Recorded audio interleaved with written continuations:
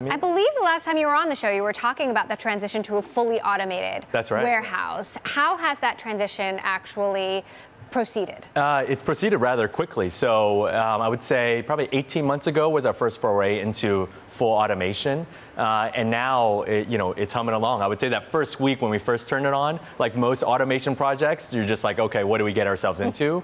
But moving quickly, we turned the dial up 100% and really got through all the kinks and all through the different. And you say you've actually added more jobs than you've lost. We have, yeah. How? What's interesting is that it's like, we see it time and time again, yet, there's this narrative that automation is going to kill everything and all jobs across the country. But I don't think that's the case. If you think about ATMs, they didn't kill the banking industry. There's probably more tellers there are these days, or more folks that work at banks than pre-ATM era. For Boxed, we used the improved economics, was able to grow our business. We were able to raise more money and actually use the improved economics to hire more people. And so now we have more folks on staff in the fulfillment centers than we did pre-automation. Now, what's happening in the retail industry is very interesting because actually you're seeing offline retail giants like Walmart and Target figure out online, and they actually had pretty strong quarters. What does that say to you?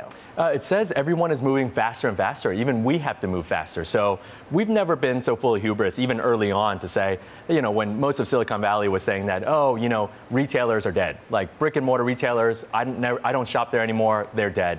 But at the same time, brick and mortar retailers 5-6 years ago also said that, online pure play, that's a toy.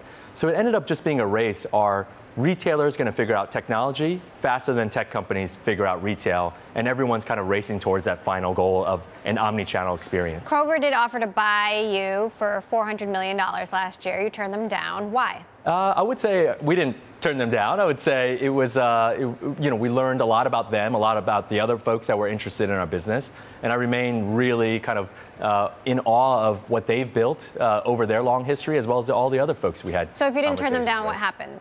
It was a bad day. I woke up and it just, didn't call them back. No, that's not how deals usually happen. But we got to know each other over that time. We got to know other companies as well. But we just felt like there's way more runway for us as a company. And when you think about online grocery and what we sell, we're not in the first inning anymore, but we're surely not in the fifth inning as well. So would selling to a larger player like that still be something that you consider? I would say we have to now, with this last $111 million round, led by a very traditional retailer that is Aeon Group, the biggest retailer in Japan, it gives us the runway to actually really play this out. So what do I mean by play it out? I think the best kind of thing we can do is march along the path to filing an S1 one day. And if we do that, any private kind of outcome will probably be optimized because our finances will be in place, our growth, our profitability will all be there. Now, Amazon is continuing to beef up its Prime offerings, investing heavily in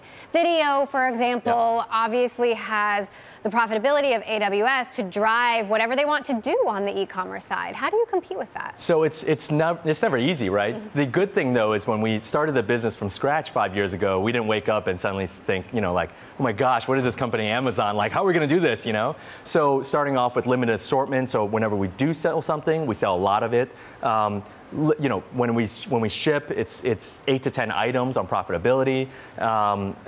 When we think about private brand, B2B, all these little kind of steps built into the overall profitability picture for us. Now, I have to ask you about this because I just think it's so awesome, but you pay for your employees to get married. You pay for their weddings. Not just weddings, but life-changing events like weddings, or if there's a loved one that's sick, or other things. How do you think that's changed your company culture or improved your company culture? Like, why do you think it's important to do that? I think it's important because when you think about us not having stores yet, our frontline retail employees, we don't have them because we don't have stores. But we have fulfillment center folks who can pack boxes the right way or pack boxes in a suboptimal way that leads to damages.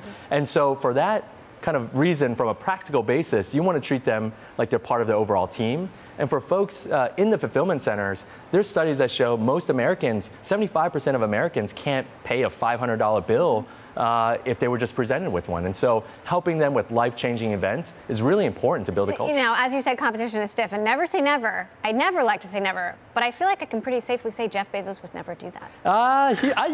Maybe he thinks about it sometimes, but I don't know. There's also a business kind of aspect to it. At the end of the day, when you replace kind of a VP level person these days, it's $125,000 to a recruiter. If you replace a director or manager level, it's between $35,000 to $75,000.